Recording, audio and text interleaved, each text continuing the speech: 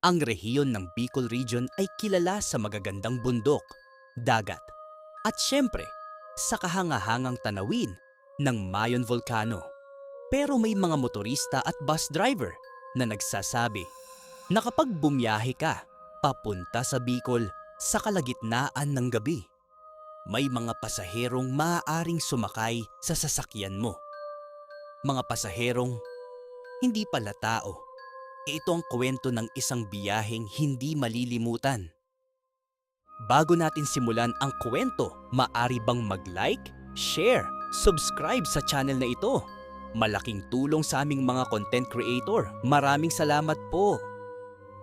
Si Arman ay isang van driver na bumibiyahe mula Maynila papuntang Bicol.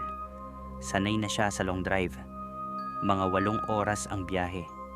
Minsan mas mahaba pa kapag traffic. Isang gabi, bandang alas 11 ng gabi, umalis ang van na may 6 na pasahero. Tahimik ang karamihan. Ang iba natutulog. Ang iba nakikinig ng music. Normal na biyahe lang. Habang papalayo sila sa syudad, lumakas ang ulan. Halos hindi makita ni Arman ang kalsada. Mahaba at madilim ang highway. Paminsan-minsan lang ang street light, lalo na sa mga bahagi ng probinsya. Biglang nagsalita ang isang pasahero. "Kuya, may tao po sa gilid ng kalsada." May nakatayong babae sa gilid ng highway. Basa ng ulan, mahaba ang buhok, nakaputing damit, nakayuko ang ulo. Huminto si Arman. "Miss, saan po kayo pupunta?"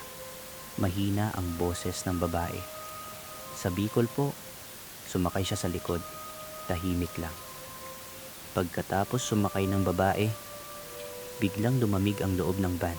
Napansin ng isang pasahero. "Kuya, naka-aircon ba?" "Hindi. Patay ang aircon, pero parang nagyeyelo ang hangin." Habang nagmamaneho si Arman, sumilip siya sa rearview mirror at doon niya nakita nakatingin sa kanya ang babae. Hindi kumikilos, hindi kumukurap, at ang mga mata nito sobrang itim. May isang matandang pasahero sa van. Napansin niya ang babae. Tahimik siyang tumingin. Pagkatapos ay bigla niyang sinabi, "Kuya, huwag kang lilingon." Nanlamig ang katawan ni Arman. "Bakit po?" Sumagot ang matanda. "Hindi tao ang isinakay mo." Biglang namatay ang ilaw sa loob ng van. Saglit lang. Pero nang bumalik ang ilaw, wala na ang babae sa upuan. Pero may naramdaman si Arman sa likod niya. May malamig na hangin sa batok niya. At may boses na pabulong, "Salamat sa sakay." Biglang sumigaw ang mga pasahero. Sa likod ng van, may tubig sa sahig. Parang may taong basang-basang nakaupo doon kanina. Pero wala ng tao.